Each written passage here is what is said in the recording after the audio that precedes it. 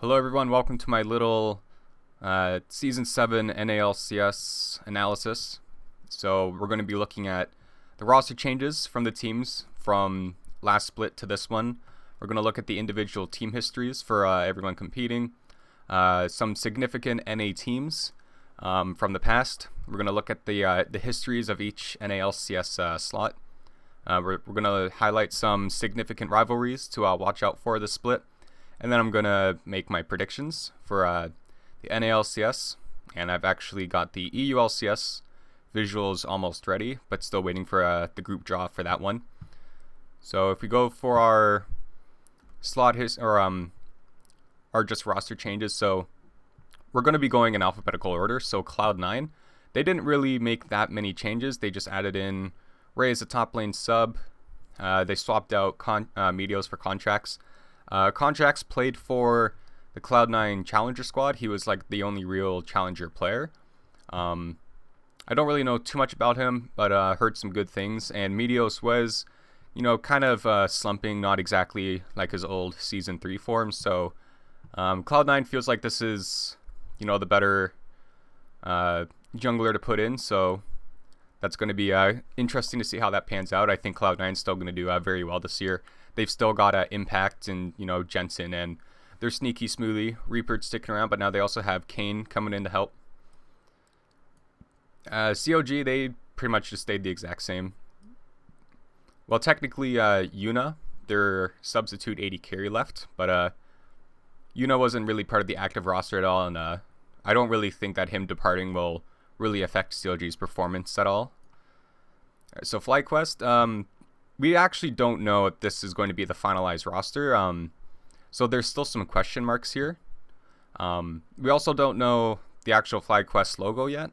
But the C9 Challenger spot was bought by the Milwaukee Bucks, supposedly. So we're just going to put the Milwaukee Bucks logo up here as like a placeholder. So it sounds like they brought in Moon for the jungle role. But there's still kind of a question mark around High, because if High's going to play for this team, then he can't have any sort of ownership stakes in Cloud9, because High kind of was really part of Cloud9's growth, both on and off the Rift. Yeah, as for Moon, it's always kind of, he's also kind of an asterisk. We're not exactly sure how he's going to play. League of Legends is a team-based game though, so Thorin recently had this piece where there are some problems trying to assess certain LCS player skills, because even if you're a really, really good player, if you're not on a good team, then it's hard to look good on it. It's not like Counter-Strike where it's really obvious who the best player is. So Moon with these guys, so Balls, High, and Lemon, they were part of the OG C9 lineup. Altec is still a pretty good AD carry. So I don't want to go all in and say that this is the chance. Actually, no, I want to go all in. This is probably the split for Moon to kind of prove himself if he wants to prove himself at all. But honestly, if we look at the rest of the teams here, it's going to be hard for FlyQuest here.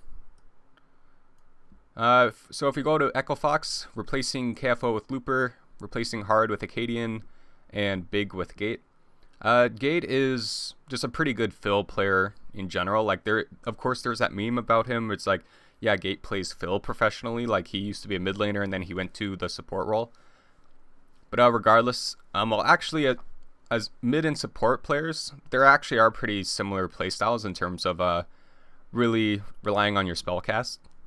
My source for that is I'm actually a mid support main, and so I see that there are a lot of similarities, and being pretty sufficient in mid lane actually does help my supporting a lot.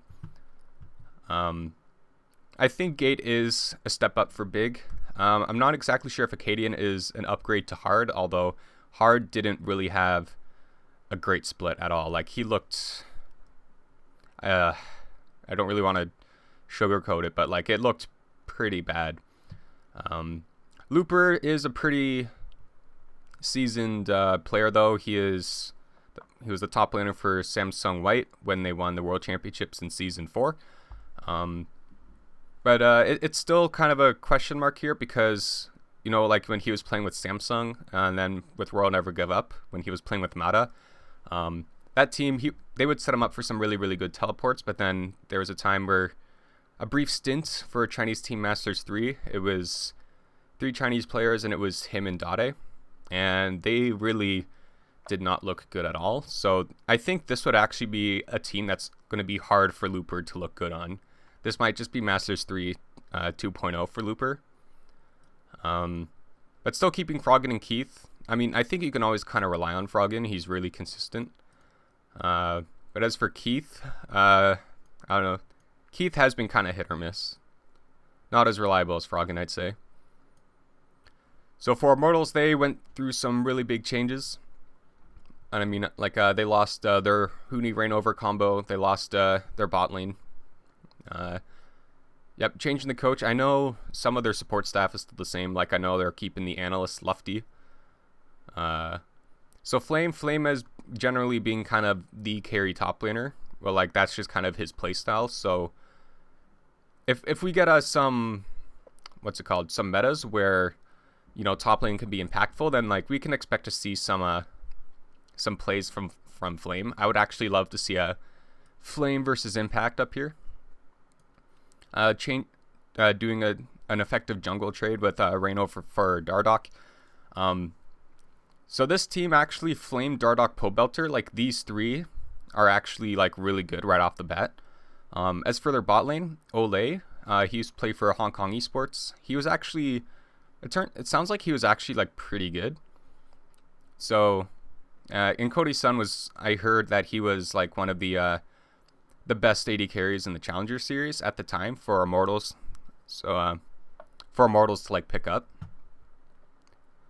So as far as this roster is concerned, I really think for these guys to kind of do their thing here, Olay just has, like, Olay and Cody Sun, they just have to not lose lane really hard. Like, they just kind of have to stay even. And the rest of Immortals should be able to do pretty well, but the NALCS is actually kind of stacked this year. It is kind of hard to make some predictions. So Phoenix One has made some pretty significant upgrades, I'd say. Like, Arrow is definitely an upgrade to Mash. Adrian, I'm actually not sure. I feel like Gate would have been, like, Adrian and Gate are actually kind of similar players, I would say. Coach Fly, Charlie's actually still on the team. He's just not a head coach. He's either the manager or the analyst. Ryu is a pretty significant pickup as well. Oh.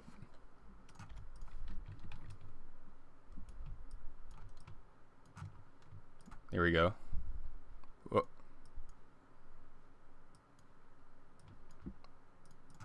That's important. Arrow isn't Canadian. Mash was Canadian, but Arrow isn't. But, yeah, like, Anori was a pretty good jungler. This roster should do better than the old Phoenix One lineup with, like, Slushy, Mash, and Gate. But it again, it's going to be hard. Like, you're going to see the rest of these lineups. Some of the lineups we've seen already are pretty good. So Team Dignitas, this is kind of a big one right here. So this used to be Apex Gaming slot. And then the Philadelphia 76ers, they purchased Apex Gaming slot. And then they bought Dignitas for the branding. So, like, Shrimp, Keenex Special, all previously from Apex. Probably should have put their logo up there. But then they brought in a Korean coaching staff, traded 80 carries with Envious for Laud, and then they picked up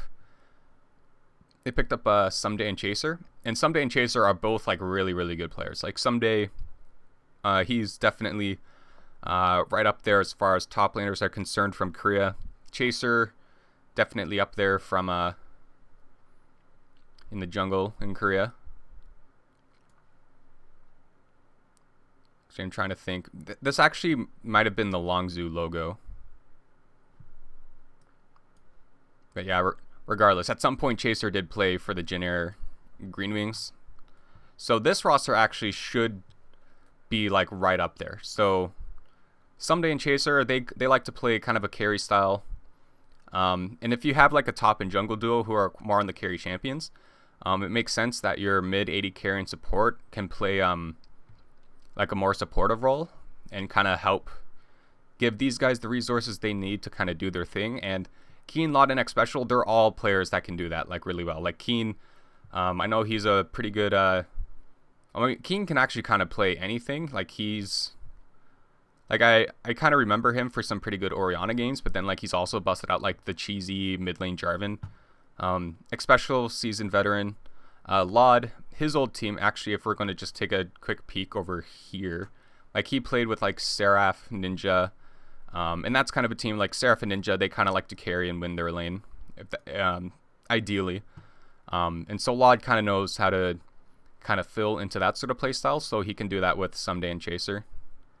Yeah, for Envious, doing an AD carry trade with Dignitas for Apollo. Bringing in Lyra. Proxen retired.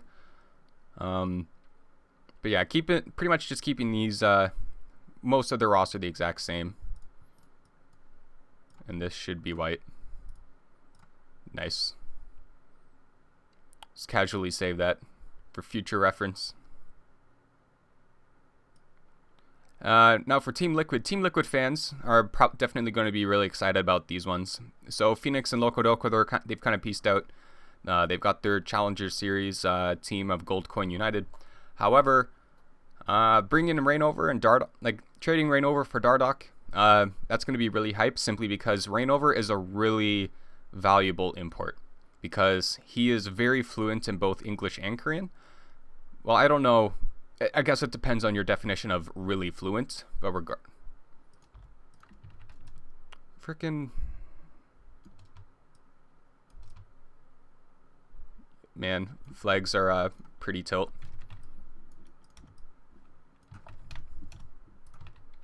Here we go. But yeah, so as I was saying, like Rainover, he can communicate with Piglet really well. Apparently, Team Liquid signing Rainover is kind of like what made Piglet want to stay. But another really important one is this pickup right here. So apparently, it sounds like they're going to be swapping in Goldenglue and Link. However, I think Link was playing professionally for another game. I can't remember if it was Dota or Heroes of the Storm. I know it was in Smite. But regardless, Link making a comeback after a couple seasons. I thought he was kind of done with League entirely. But yeah, I guess not. So I remember Link was a pretty consistent player. Like that was kind of his strength. However, he would sometimes choke. And there is a difference between choking and tilting. Thorin also had another piece about this.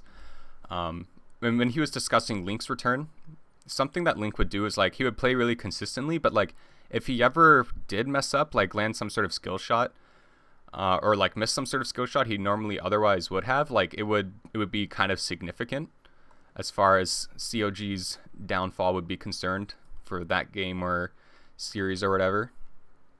And I don't really know anything about Coach Varsix here. And as for TSM here, they've kept pretty much their all-star lineup. But with Double F going to the substitute role, they've picked up Wildturtle. So TSM, they could have gotten pretty much any AD carry that they wanted to, I think. Or actually, no, I don't think they could have. Like, I heard that maybe, like, some rumor they were trying to get Deft, trying to get Prey or something like that. But that does kind of conflict with TSM's goal before, where, like, they wanted an all-English-speaking team.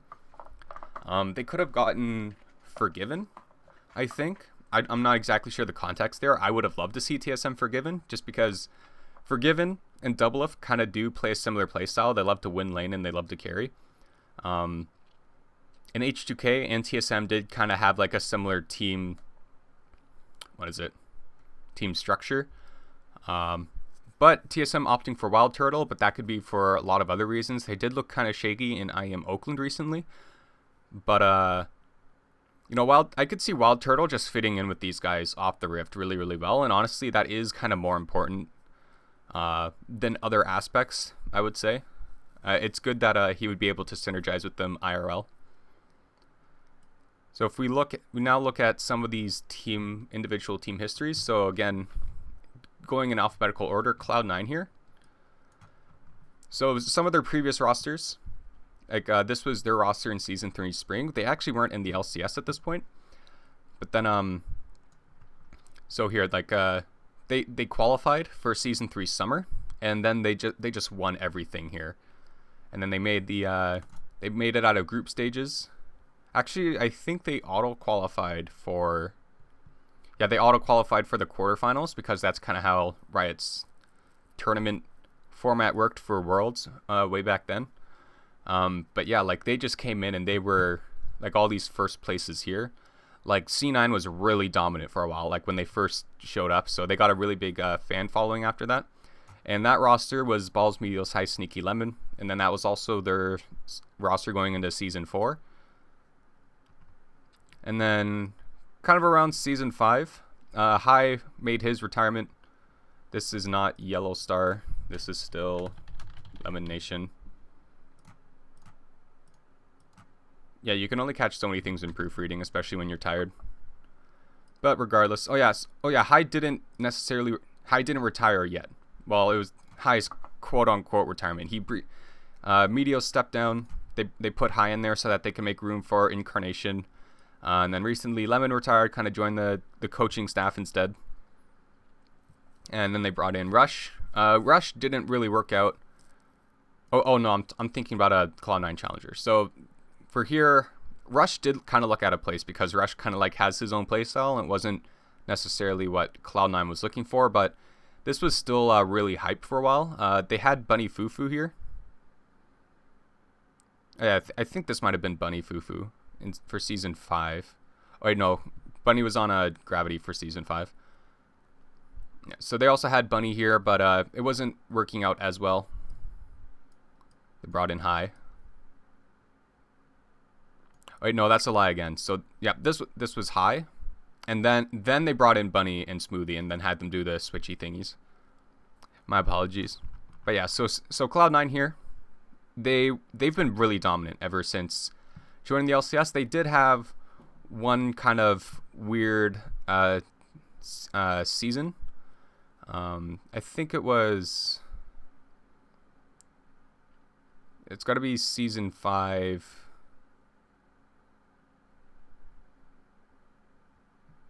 Okay, yeah. So what it is here. So it was Season 5 Spring, where they were struggling like for the entire season. That entire regular season of that split in general. But then they just barely squeaked by with championship points.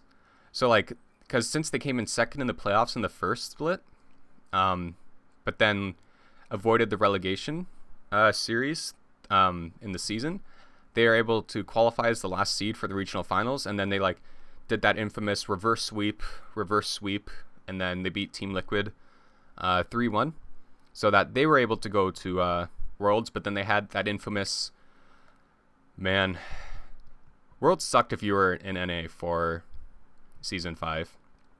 Because Cloud9, they were top of their group 3-0 after the first week, and every other team was 1-2, and then Cloud9 managed to lose the next 3 games and then lose a tiebreaker to completely throw their playoff spot. And then like NA went 0-10 in that second week of Worlds, and it was really painful. However, then Cloud9, so then they get their other roster here of Impact, Meteos, Jensen, Sneaky, Smoothie, and they did really well, especially in the playoffs. They looked really good, but the only real problem was they had to deal with Immortals during the regular season, and then they also had to deal with TSM, that was also really TSM's split right there, because they had a super team, but we can talk about TSM later. But regardless, so Cloud9, you can usually see Cloud9 in the finals if they make it to the playoffs, except for one case they got knocked out in the quarters, and I think that was the TSM as well. Yep, and they have made it to Worlds a total of 4 times. So now we're going to look at Counterlogic Gaming, and COG, they have been around for a really long time, so they have a lot of medals underneath their belts. So Season 1, they actually had another roster that wasn't this in Season 1, and it was for the 2010 World Cyber Games, which they won. It included the jungler Kobe, and you know Kobe now as the caster for the NA LCS. Season 2 was their roster of Voyboy, Hotshot, Big Fat, Doublelift, and Chowster. Yep. So if we look here, they actually participated in the Season 1 World Championships, but they, like, came in 5th out of like 6 different actually I think it was 8 teams. No, oh no, they had 6 teams there in total. CLG came in 5th, but regardless, this is here to just show exactly how long CLG has been around. I think they were the very first like established team in North America. So they played in some IEMs. Well, this was also before the LCS was established, so there was like a lot of different third-party tournaments going on. So there was MLG, there was IEMs, there was IPLs. Every now and then there's like a Lone Star Clash, but that isn't as important. I'm only really highlighting, I would say, the more significant tournaments. But there was also a point in Season 2 where CLG went off and they went and played in the Korean League, because even though they didn't have the LCS, Korea, they had their own tournament, Champions, and the Champions tournament has been sponsored by different brands across. So in 2012 it was Azubu the champions, so they played for both the spring and summer splits, where they made the playoffs both times, but lost in the quarterfinals. And of course there were some question marks because they would lose to the team that would eventually end up winning the entire championship. Yeah, so we got, they came in 2nd for MLG Spring, and then they qualified as a 3rd seed for the NA regionals over Team Curse, who is now Team Liquid. And then when they first started the LCS, CLG had a really laughable Season 3. But then they started to slowly come back in Season 4, but they still weren't able to really qualify for Worlds. It was TSM, Cloud9, and LMQ. And we're actually gonna talk about LMQ later. They're one of the significant teams, but not going to talk about them too much now, but like you can see, CLG has progressively gotten better and better. Eventually they would pick up a couple titles themselves. So CLG has made every single playoffs that the LCS has ever had. Actually, with the exception of one. Oh no, not with the exception of one. But yeah, there were a couple times where, like, even if you made the playoffs, like if you lost in the quarterfinals, you would have to play in a 5th/6th place match. Oh no, in Season 3, like Season 3 Spring, they lost in the quarterfinals, and it was like the bottom 4 teams played in relegations out of the 8.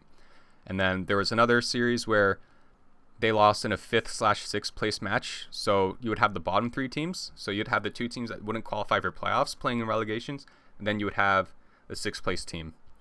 The 6th place team from playoffs also playing in the relegation tournament. But CLG, they've never been relegated. They played in every single playoffs, and they have attended Worlds a total of 4 times. If we look at FlyQuest here, where did FlyQuest go? All right, so this is basically just C9 Challengers old team. They did have Rush, and so with Rush, it sounded like the plan was they wanted to just kind of keep Rush in the Challenger Series for a little bit, and then after a couple years, like both him and Impact would be considered NA, so that they could put like Impact, Rush, and Jensen on the same team. But then Riot made the rule change where in order to be a resident for a certain region, you had to be there for 4 years instead of 2. And they really made that rule to kind of save China, because China could then from there actually make like a number of all Korean teams. So that kind of threw a wrench into Cloud9's plans here. So Rush is just he's doing his Mimi streaming now. And they didn't really make any, this is not Yellow Star. This is Lemon Nation. Yeah, I apologize for that. Just because when I was doing my old European visuals for this, the first team I did was Fnatic, so we might see the occasional Yellow Star for the support role. But yeah, so like they definitely won their Challenger Series. This would be for summer, NACS summer. So they won it pretty convincingly, but this stirred a lot of controversy. So there was recently a rule change where if you have a team in the LCS and you have a Challenger team, that Challenger team can still play in the Challenger Series and like win money and stuff, but you can't actually play in any sort of promotion tournament or anything like that. So because of that rule, only there's a maximum of 3 LCS teams that can be, or 3 LCS orgs rather, in the Challenger Series. And yeah, so that's that. And it is kind of the best of both worlds, because they do, like, Challenger teams can serve a purpose in the sense of you can really train certain players to give them that experience, and like you'll have the LCS org level of support staff around them. But the reason why this was especially controversial was because, C9, they did the PR of, yeah, we're going to foster talent, we're going, like, Challenger talent, and we're going to help train them so that they can be in the LCS. But then they signed, they just put Balls, High, Altec, and Lemon on it, and they're only, like, and Rush apparently originally too, before switching over to Contracts after Rush left. So the only real Challenger player on that team was Contracts. So, like, it's good for Contracts because, he got all that experience and now he's playing in the LCS. But it was kind of a blatant taking advantage of the system type of thing for Cloud9. So really just selling the slot. They got like $2.5 million or something like that from the Bucks. So Cloud9 really cashing in on that one.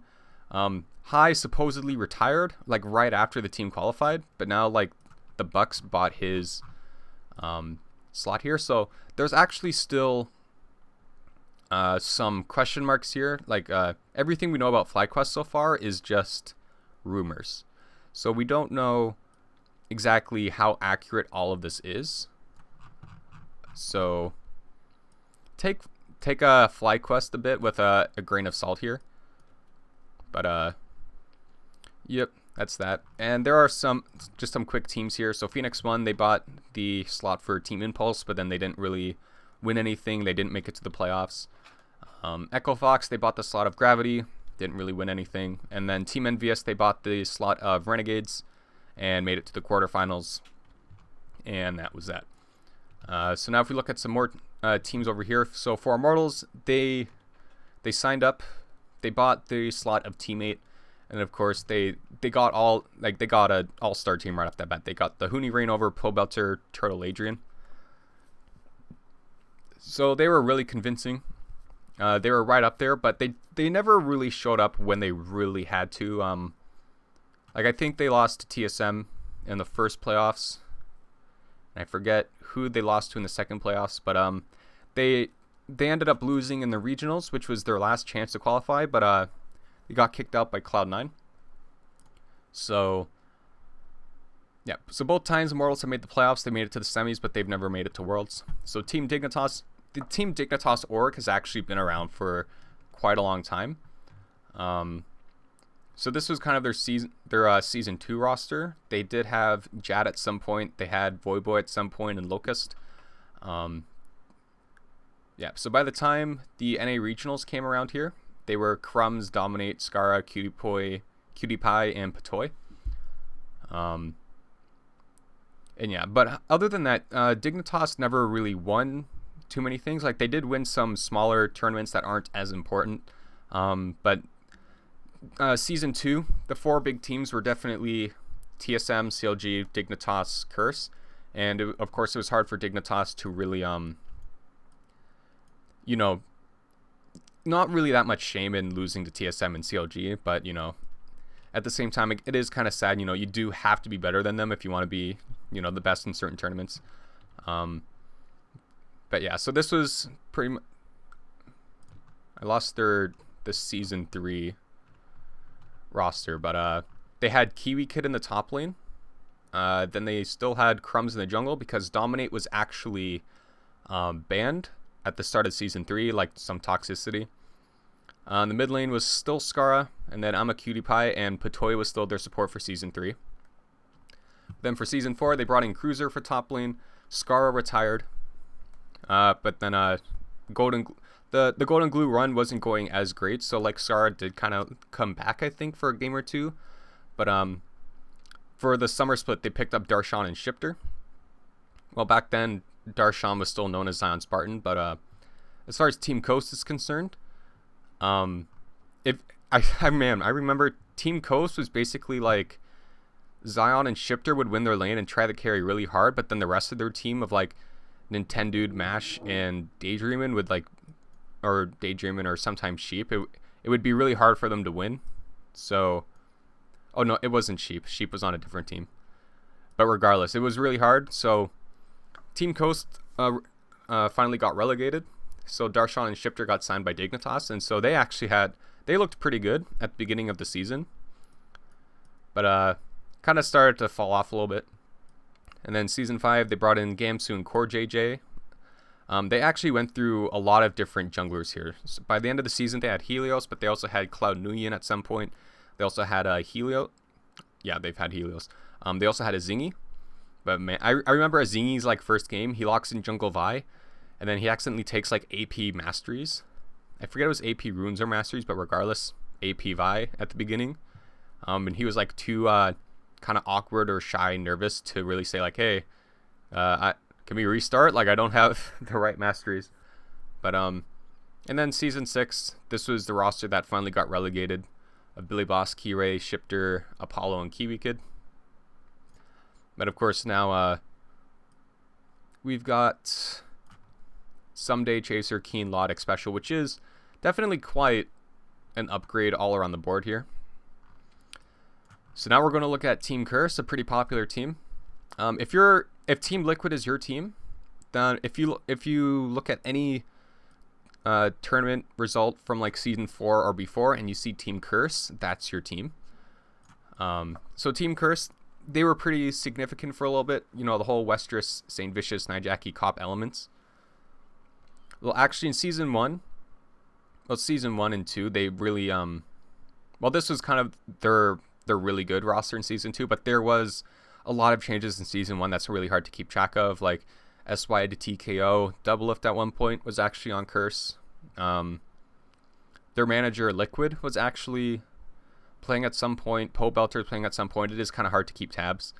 But yeah, I remember Nijaki was a pretty good Figar player. Westress was a good Akali player. St. Vicious was actually a pretty good jungler way back in the day. But of course, he's remembered for his smites lol. And then they also had a really good run with Quas, Dominate, Voyboy, Cop, Bunny / Special. Well, actually in Season 3, it was this roster. They had a different top laner though, I forget who it was. But they also had Edward from Moscow 5 play really briefly.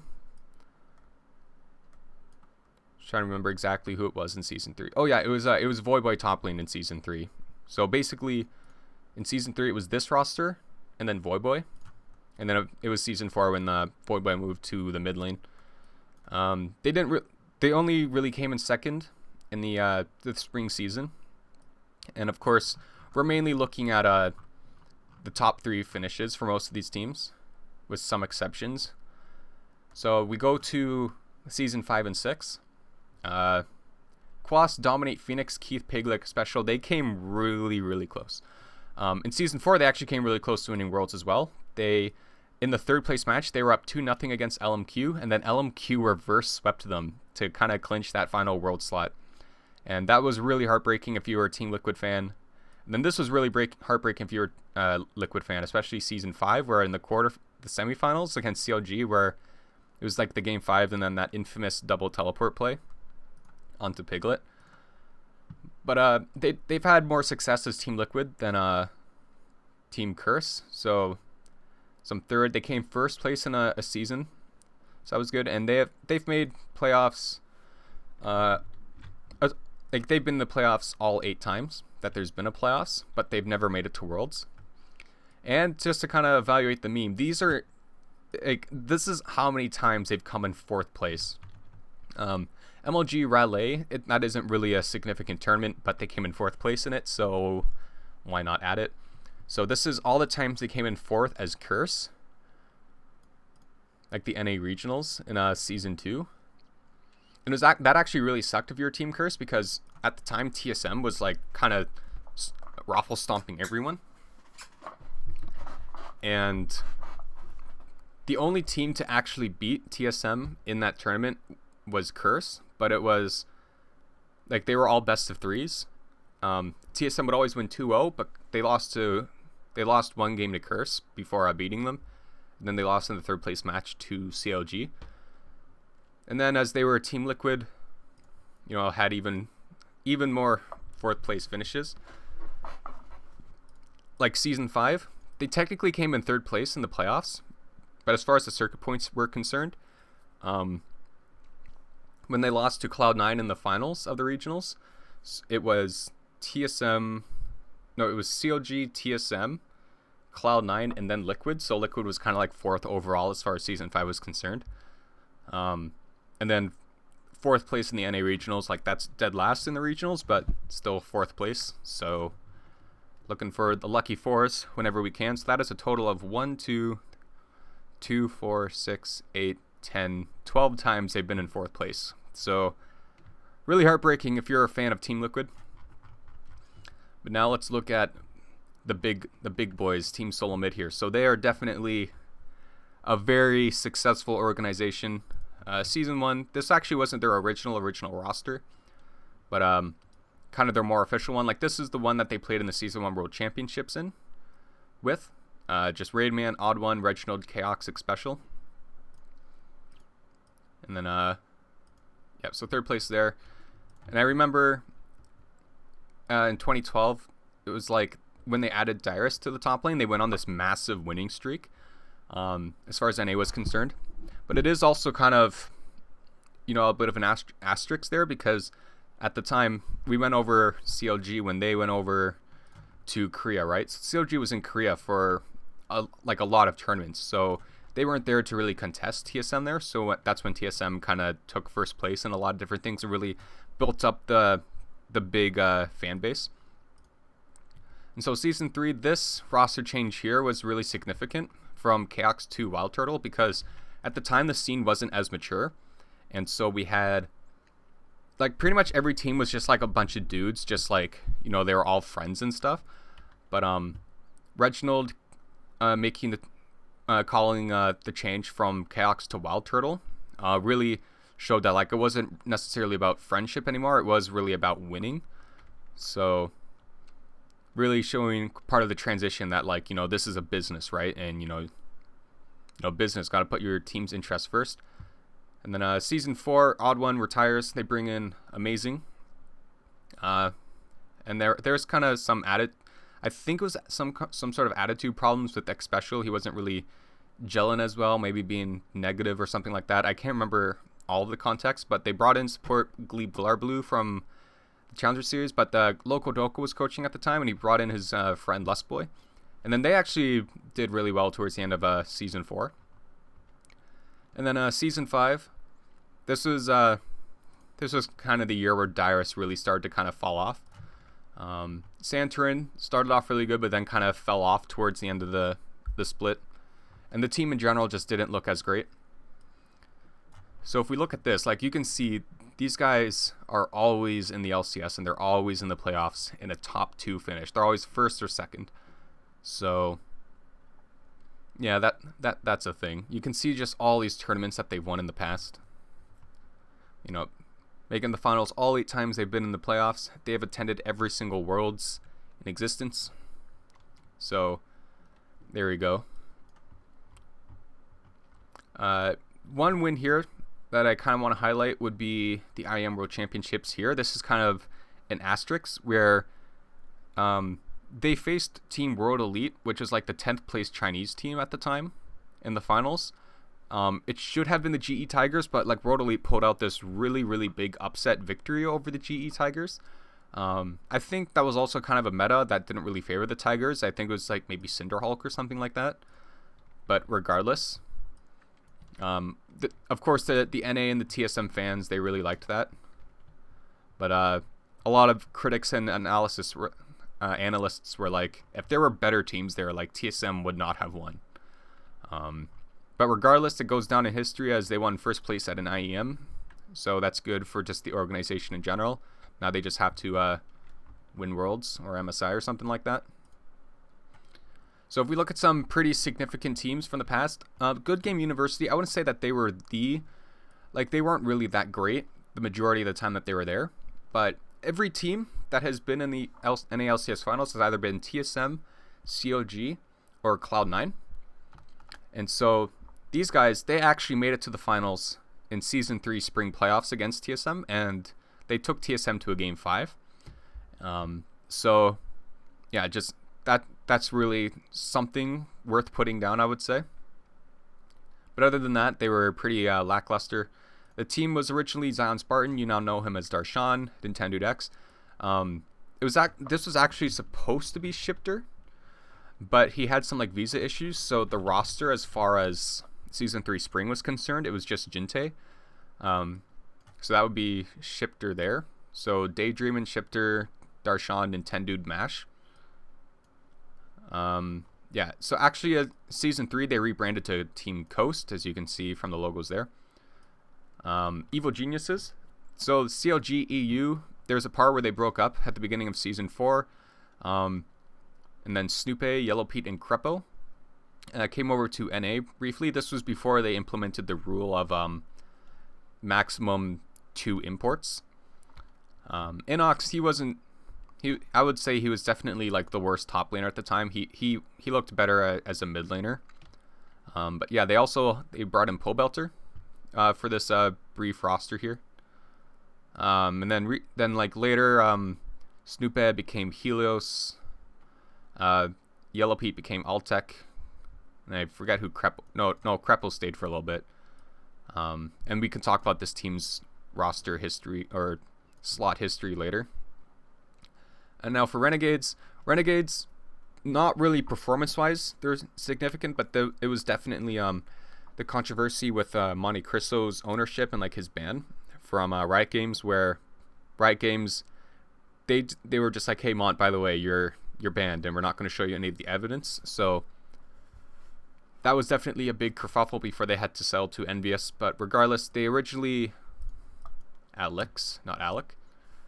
The team was originally RF Legendary, Crumbs, Alex, Freeze, Remy. But then by the time they were actually in the LCS, RF became Seraph, Alex each became Ninja. And Remy became Hakuho. LMQ are a pretty significant team to talk about. They were an all-Chinese team that came over to NA. They came 6th place in the Season 3 LPL summer split, obviously over in China.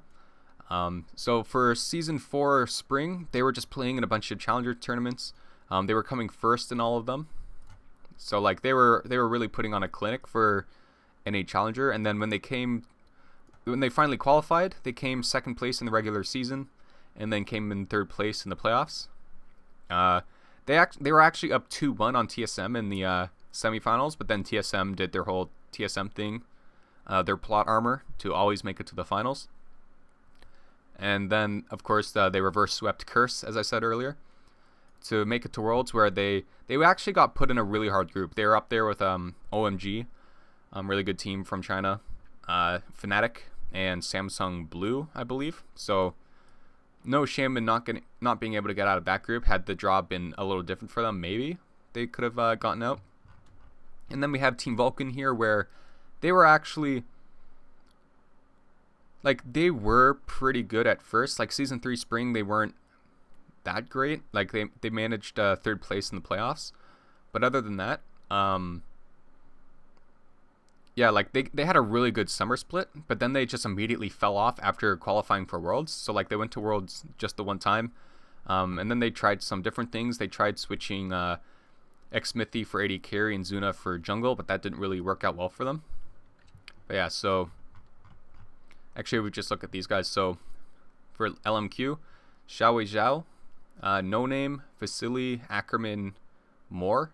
Moore, I believe he's playing for an LPL team right now, I think. I'm not sure. Ackerman, he was a Worlds finalist for a Royal Club in Season 3 when they lost to SK Telecom. Vasily is currently playing in the LSPL. He's had some temper tantrums. He also played for Vici Gaming at some point. I think No Name just straight up retired, but he was like the team captain. Xiaowei Zhao was known to like be really, really good at farming.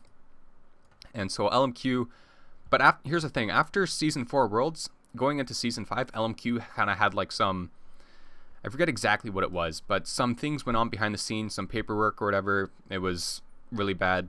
So they later became like they got sold, became Team Impulse. Zhao stuck around, and then the team was Rush in the jungle, which was Rush's debut. They managed to get Impact, and then they had Apollo, and they had Adrian. So this was actually a pretty good roster, and the Team Impact or Team Impulse was fun to watch for a little bit. So now if we look at some slot history, you can see that TSM has always kept their slot. COG has always kept their slot. Curse and Team Liquid, or Curse/Liquid always kept their spot. And Team Dignitas always kept their slot, except for this one split here where they got relegated. This isn't actually the most important thing to watch, but it is kind of interesting to see sometimes. Kind of look at these old logos, like Phoenix One. We talked about LMQ and Vulcan before, so Phoenix One actually has their old slot there. Team Envious or / Renegades, they had Evil Genius's old slot here. Team Marn was kind of like an underdog team. A lot of people liked Marn. Then they got relegated by Velocity, and Velocity was pretty bad, like really awful. They were probably the worst team to ever be in the LCS up until this Team Coast came along. As you can see, Cloud9, they came in Season 3 summer. They kicked out Complexity, and then they've been here ever since. And this is the FlyQuest logo here. But yeah, like Season 5 when they had the expansion tournament to go from 8 teams to 10. Like this, Gravity was originally Team Curse Academy. They failed to make it into the promotion series. Like both these teams both failed in the promotion, but were able to qualify through the expansion tournament. Let's see if there's anything else here. Oh yeah, so Evil Geniuses, like they bought Velocity spot. Like Velocity kind of disbanded after their really sucky season. Oh yeah, Velocity didn't even play in the relegation tournament. Evil Geniuses bought the slot, and then they won their matchup. Then they later became Winter Fox after some rebranding, and then they sucked. I think they sold it to Winter Fox, something like that. I forget exactly what happened with Evil Geniuses there. Yeah, Good Game University, then they rebranded to Coast, and then they got relegated by Complexity, who then got relegated by Teammates, and then Immortals bought the Teammate slot. So that's kind of where Immortals comes from. And this spot is kind of cursed. So be careful if you're in that slot. But yeah, Envious, this slot here, history of teams that have always been kind of at the bottom. And the same can be said for FlyQuest and Envious. But now if we look at some rivalries, some notable rivalries, TSM and COG, this is the big old school one. The two of the biggest NALCS orgs kind of squaring off against each other ever since Season 1. So every time there's like a roster change, like the original rivalry was between like the old rosters, but then like a TSM member joins, someone joins TSM, and like they're all hyped up for that whole rivalry as well. Same with COG towards TSM. TSM and Cloud9, these are historically the top two as far as every single season is taken into consideration. So always fighting for that number 1 spot against each other. And then Cloud9 versus the other Cloud9 roster. So that's going to be an interesting one. And of course, there's always going to be some really good ones like COG versus Immortals or something like that. But now for some kind of smaller scale or some more interesting matchups. So we got COG versus Link. Link used to be on COG, but when he left COG, there was kind of like this big dramatic, the infamous 17-page Dunzo manifesto. So that's going to be an interesting one to watch. COG versus Envious. Their top laner, Seraph, used to play for COG. But then, yeah, that was the thing. And the blood boiling there wasn't as great. So, yeah, that's going to be an interesting one to watch. Dignitas versus TSM are kind of poised to both be really good teams right now, so that's just going to be an interesting one to watch. Phoenix One versus Echo Fox, this is going to be Gate versus his old team. TSM versus Phoenix One, because last split, when TSM went undefeated except for one game, it was Phoenix One that actually took the win off them. Wildturtle versus his old Immortals organization. Rainover versus his old Immortals organization. I'm trying to remember what was significant between Team Liquid and Echo Fox. We might have to get back to that one. Cloud9 versus Team Liquid. It's going to be a fairly interesting one, just because in Season 3 World Champion top laner Impact versus Season 3 World Champion Piglet. And these are both the two teams that are owned by NBA related people, so like Rick Fox, Milwaukee Bucks. I'm trying to remember what was significant between Team Liquid and Echo Fox. I think it was oh yeah, Keith used to be a sub for Team Liquid, and he was kind of used to kind of help motivate Piglet a little bit. So it's kind of interesting between Piglet and Keith. But now, if we finally, I know it's been a long time. If we look at our predictions, so it's actually a kind of tough one to call. But for my top 3, I picked Cloud9, TSM, and Dignitas.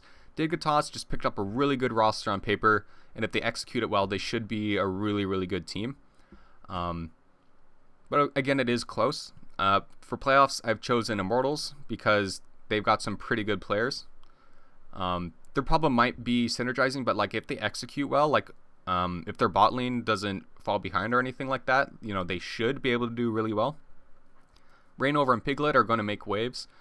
And CLG is always, CLG is always going to be up there. If I had to pick one of these two teams to not be in the 7th, 8th slot, I would probably make it look like this. Just because Immortals is a bit of a question mark. I think Team Liquid could be better than Immortals in the long term, but with a lot of these teams, it is really hard to tell. Echo Fox, they did get some upgrades, but I don't think it's good enough, especially with these teams looking as good as they currently are. But as for relegations, this team, I'm not exactly sure. It could be like this, to be perfectly honest. But I think Echo Fox isn't going to keel over. They do have good enough players, while these guys, Balls wasn't looking as great by the time he left the original Cloud9 lineup. Moon could potentially not do great. And yeah, so that's currently what we've got. So I know this has been a long video, but I hope you learned a lot of things. Actually, I don't really think I went over the CLG rosters that much, so I'm actually going to do that as a little bonus right here. So for Season 3 Spring, they originally had, like, Hotshot was originally a top laner. He had a brief stint as a jungler. Then for Season 3 Spring, that's when they brought in Link, and that's when they had the Rush Hour bot lane originally. Then for Season 3 Summer, Big Fat LP came back, but as a jungler. They picked up, Hotshot went to the coaching staff role. They brought in Yin, who was originally an AD carry for Team Marn here. They still kept Link and Doublelift. Afromu was on the bench briefly. And they brought back Chowster. Chowster has played competitively in like pretty much every different... Like he's played top lane at some point and he's played mid lane at some point. But like here you can see he was AD carry, he was a jungler, he was a support player. And then they brought back in Doublelift and Afromu. Then they tried Seraph and Dexter, but that didn't really work out well for just the team in general. Season 4 Summer really sucked for them. It was especially really sucky because they did a boot camp in Korea. Like they literally, like under Coach Monte Cristo, they left NA altogether for the last split of the LCS. And then they had this ragtag team of just subs to play for the last Super Week where they played 4 different games and they lost all of them. But it was like, all right, well, CLG is going to boot camp in Korea. And then they come back and they just got swept by Team Curse. And then they almost get relegated and they had to reverse sweep their way back in. But Season 5, that's when they brought in Darshan and Xmithy. This roster looked pretty good. But yeah, and that's CLG's roster before what we currently have with Darshonix, with the Huhi, Stixay, and Afromu. Yeah, are there any other yeah, we went over all these other rosters. So yep. So hope you guys enjoyed this video. Yeah, you know, learned some things. I'm gonna do Europe for sure. I might do Korea. I think LMS would actually be relatively easy to do because it's just HQ and Flash Wolves kind of pooping on everyone. And we could talk about the Taipei Assassins. China would be really hard to do though. But yeah, let me know what you guys think. I will see you guys in the future with some more League of Legends content.